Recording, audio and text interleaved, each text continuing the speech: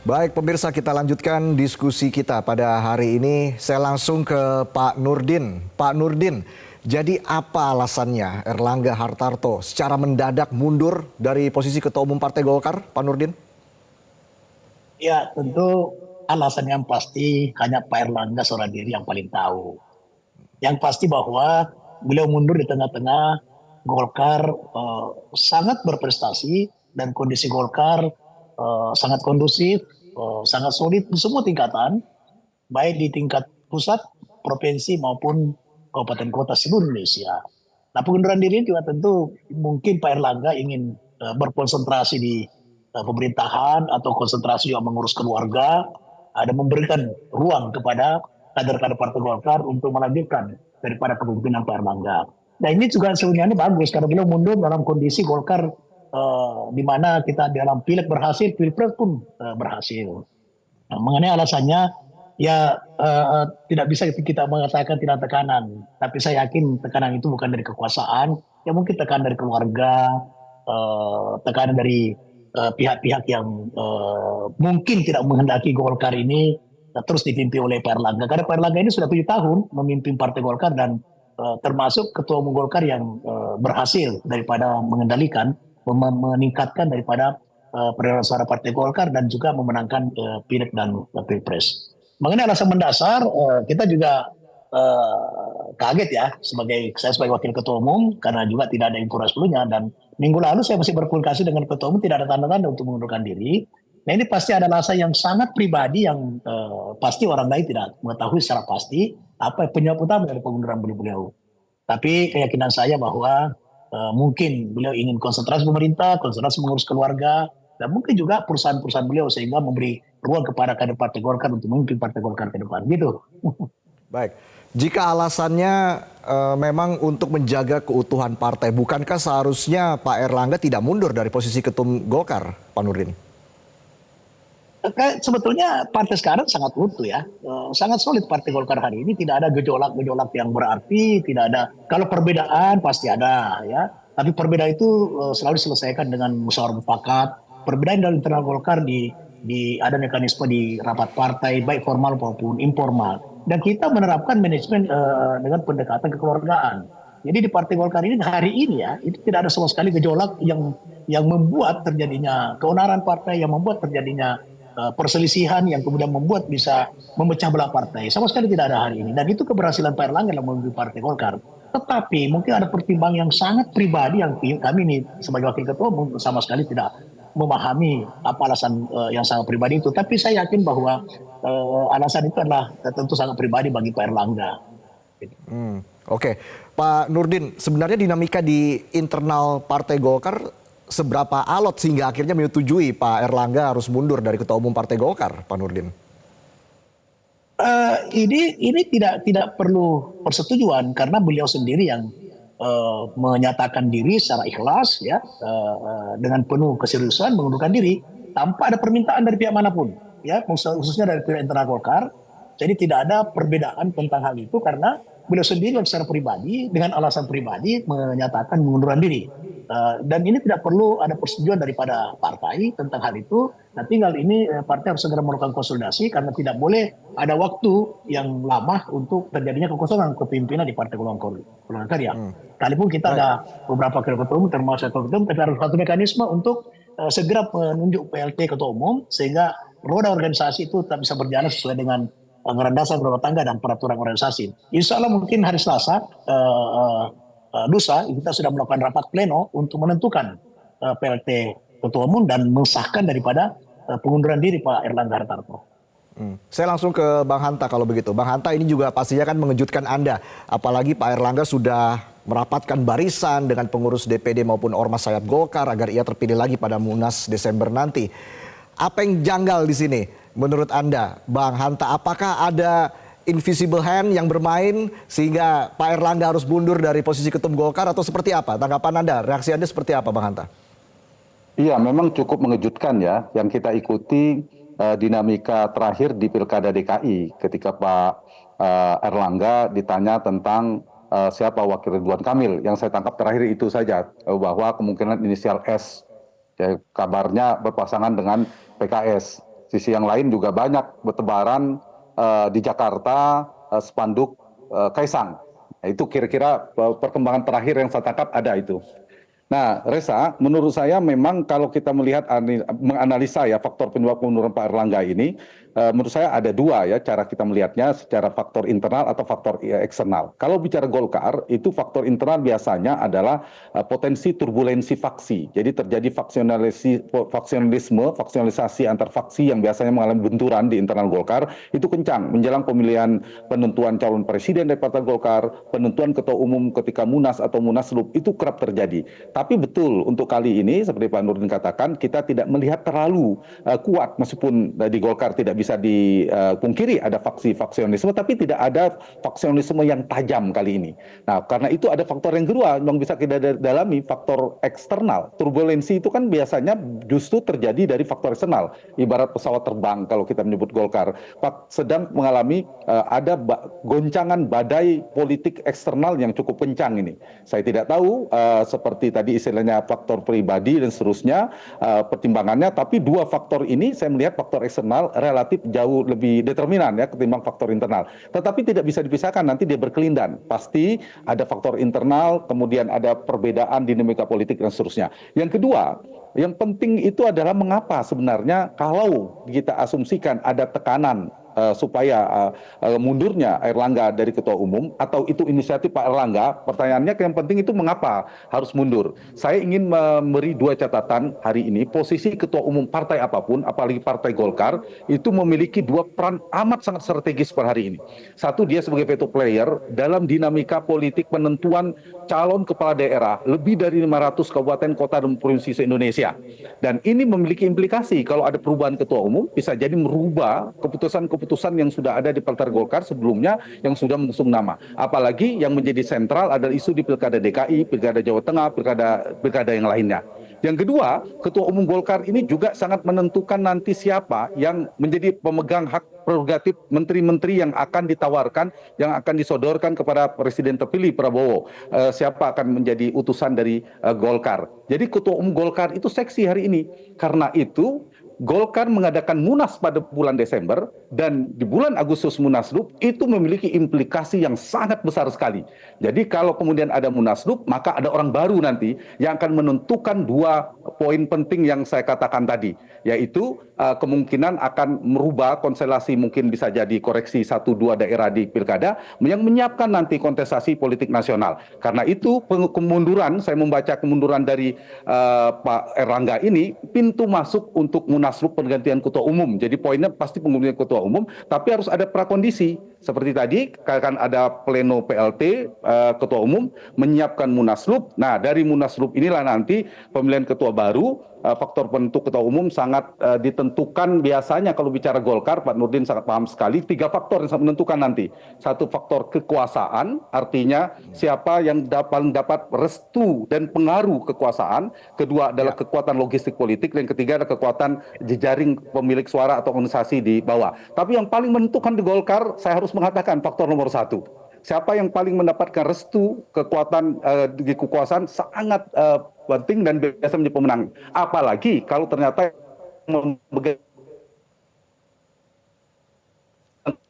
kekuasaan itu tidak sekedar menjadi politik, itu menurut saya akan terlihat nanti di dinamika Golkar. Jadi poin saya adalah kalau Golkar mengadakan pergantian atau suksesi kepemimpinan di bulan Desember, maka telunjuk kekuasaan atau presiden yang berkuasa pada saat itu Prabowo Subianto namanya.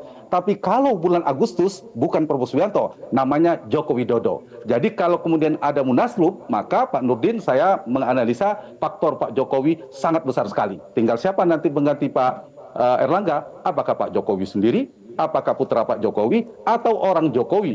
Kabarnya ada nama Bahlil dan sebagainya, atau nama-nama yang lainnya, atau mungkin Pak Nurdin Halid juga bisa mencalonkan diri nanti. Saya kira itu. Jadi menurut Anda, Bang Hanta, apakah memang Pak Erlangga ini dianggap berseberangan dengan kekuasaan. Jika kita merujuk pada dinamika Golkar sebelumnya kan cenderung juga ada cawe-cawe untuk menggeser ketum yang tidak sejalan, misalnya Pak Abu Rizal Bakri contohnya. Ini mungkin tidak Pak Erlangga dianggap berseberangan dengan kekuasaan? Ya, waktu di Pilpres sebenarnya ada dinamika ya menjelang Pilpres, ada dua katakanlah kelompok ya, ada pendapat yang ingin merapat ke Ganjar Pranowo, ada yang ke Prabowo Subianto, tapi itu kan sudah selesai ya, mungkin ada dinamika. Hari ini juga kalau dilihat Pak Erlangga juga mungkin ada sikap terkait dengan siapa di Pilkada Jakarta dan sebagainya. Nah, kalau saya melihat dari ini kan akan ada transisi kekuasaan ya. Dari sisi Pak Prabowo, saya ingin menjawab pertanyaan itu tapi dengan analisa ini. Dari sisi Pak Prabowo, mungkin dugaan saya lebih baik Erlangga yang menjadi Ketua Umum Golkar. Karena relatif lebih mudah dikendalikan, tanda petik ya, sebagai presiden, kemudian menjadi menterinya ke depan dan seterusnya. Tapi bagi Pak Jokowi tidak, mungkin beda. Ini justru Pak Jokowi ada dua agenda penting bagi Pak Jokowi. Karena menghadapi pilkada, kita tahu di pilkada ini akan maju juga Mas Kaisang disebut-sebut di dalam konteks pilkada. Yang kedua Pak Jokowi juga di pasca pemerintahan ketika tidak menjadi presiden lagi, tentu beliau membutuhkan kaki politik yang kuat juga untuk melakukan negosiasi politik, komunikasi politik ke depan. Kalau mantan presiden tidak punya kaki politik kan dilupakan untuk ketemu, berdinamika dan seterusnya. Beda ceritanya kalau kemudian memegang salah satu partai yang strategis, itu akan sangat diperhitungkan. Jadi poin saya adalah dua itu tadi, kalau dikatakan secara ekstrim berseberangan tidak, tapi dengan dua analisa saya tadi sebenarnya Reza bisa kita baca sebenarnya Erlangga aman bagi siapa, yang relatif kurang aman bagi siapa, kira-kira begitu per hari ini. Oke, saya ke Pak Nurdin lagi. Pak Nurdin, dengan mundurnya Erlangga Hartarto dari posisi Ketua Umum Partai Golkar, bagaimana ini akan mempengaruhi rekomendasi yang sudah dikeluarkan DPP kepada para kandidat bakal calon kepala daerah, Pak Nurdin? Ya, saya kira ini kan keputusan organisasi ya, bukan keputusan pribadi ketua umum. Sepanjang keputusan penetapan pilkada itu melalui mekanisme sistem yang ada di Partai Golkar, maka saya kira tidak ada alasan untuk merubah. Tapi apabila ada prosedur yang tidak sesuai dengan anggaran dasar, tangga peraturan organisasi tentang penetapan calon-calon pilkada, ya itu tentu akan dilakukan revisi atau perubahan. Dan itu sangat dimungkinkan karena tentu juga ada kepentingan-kepentingan yang lebih besar, itu kepentingan partai, kepentingan nasional dan sebagainya. Dan saya ini terakhir ya, karena saya ada acara yang tidak bisa saya tinggalkan juga. Jadi mohon pamit. Baik. Singkat saja Pak Nurdin, baik. Pak Nurdin, terakhir mungkin tidak akan timbul gejolak terutama di pengurus daerah dengan mundurnya Pak Erlangga dari posisi ketum? Saya yakin sekarang ini Golkar kan sangat kondusif ya, sangat solid sekarang ini. Sepanjang itu pengunduran diri Pak Erlangga, kemudian nanti penggantinya merupakan kesepakatan melalui mekanisme organisasi, maka tidak akan terjadi gejolak. Tapi ketika ada intervensi dan itu memaksakan keadaan, itu bisa menciptakan gejolak. Tapi saya yakin tidak ada orang di Indonesia yang sekarang yang mau mengubah Partai Golkar. Partai Golkar partai pemenang kedua dan sangat dibutuhkan oleh negara, oleh siapapun yang berkuasa untuk menciptakan stabilitas politik negeri ini dalam proses membangun Indonesia ke depan. Apalagi Pak Prabowo, di mana Golkar adalah salah satu partai yang ikut memenangkan beliau, dan kedekatan Partai Golkar dengan Pak Jokowi, kedekatan dengan Pak Prabowo itu adalah tak terpisahkan dalam setiap proses pembangunan ke depan. Jadi insya Allah tidak akan ada intervensi dan tidak akan ada gejolak. Itu. Baik. Bang Hanta, tanggapan Anda seperti apa? Terima kasih, saya pamit ya. Baik, terima kasih Pak Nurdin sudah bergabung bersama kami dalam Prime Time News. Saya langsung ke Bang Hanta. Bang Hanta, mungkin tidak akan timbul gejolak terutama di pengurus daerah pasca mundurnya Ketua Umum Partai Golkar Erlangga Hartarto? Potensi itu cukup besar ya menurut saya, meskipun per hari ini kita melihat tidak ada demi keutuhan dan seterusnya, tetapi gejolak itu mungkin saja terjadi. Nanti kita lihat di Munaslup. Munaslup ini setelah ada pleno penentuan PLT Ketua Umum Golkar, kemudian menentukan agenda Munaslup. Nah, nanti di Munaslup nanti akan ada isu nanti mekanisme pemilihan Ketua Umum, persyaratan Ketua Umum, merubah ADART, bolehkah yang di luar Partai Golkar tiba-tiba menjadi Ketua Umum. Mungkin isu-isu itu yang akan mungkin menjadi gejolak dalam tanda petik istilah Reza. Tetapi jika tanda petik, saya menggunakan tanda petik, cengkraman, faktor eksternal cukup kuat, gejolak itu relatif teratasi. Jadi gejolak itu konsolidasinya itu konsolidasi yang dikendalikan atau terkendali biasanya di Golkar, biasanya untuk mencari titik ini ya, titik keseimbangan di internal partai Golkar. Tergantung nanti, Reza, bagaimana dibuka secara terbuka atau tidak pemilihan ketua umumnya atau tidak. Terbuka itu begini, seperti misalnya pemilihan ketua umum sebelumnya di era Setia Novanto yang memenangkan pertarungan, atau sebelumnya Abu Rizal Bakri, itu kan dibuka. Nah, ketika dibuka, kekuasaan tidak langsung turun, hanya bagian dari semua meminta restu dan sebagainya. Mungkin dalam makna gejolak, dinamika gejolak makna positifnya, nanti ada tim-tim yang akan masing-masing tim pemenangan sukses dari calon ketua umum.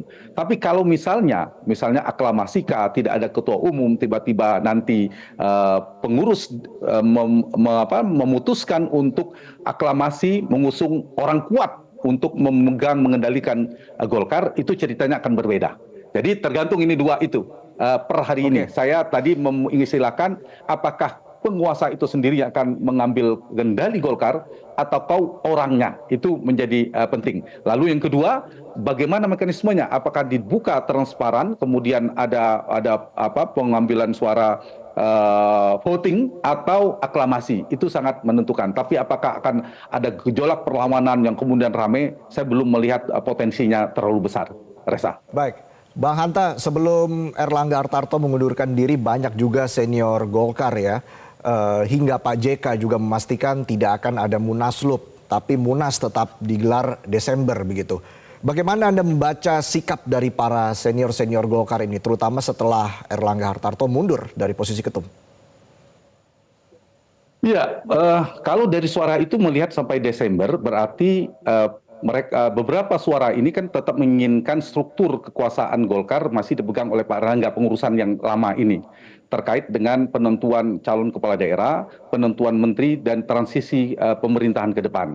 Tetapi nyatanya ketika Pak Erlangga menyatakan mengundurkan diri hari ini, maka konstelasinya, pola atau kekuatan politik, entitas politik, yang aktor politik yang akan menjadi veto player mengendalikan Partai Golkar relatif menurut saya mengalami pergeseran. Mengalami pergeseran dalam arti nanti Desember ini kan bedanya di situ. Desember, poin saya ulangi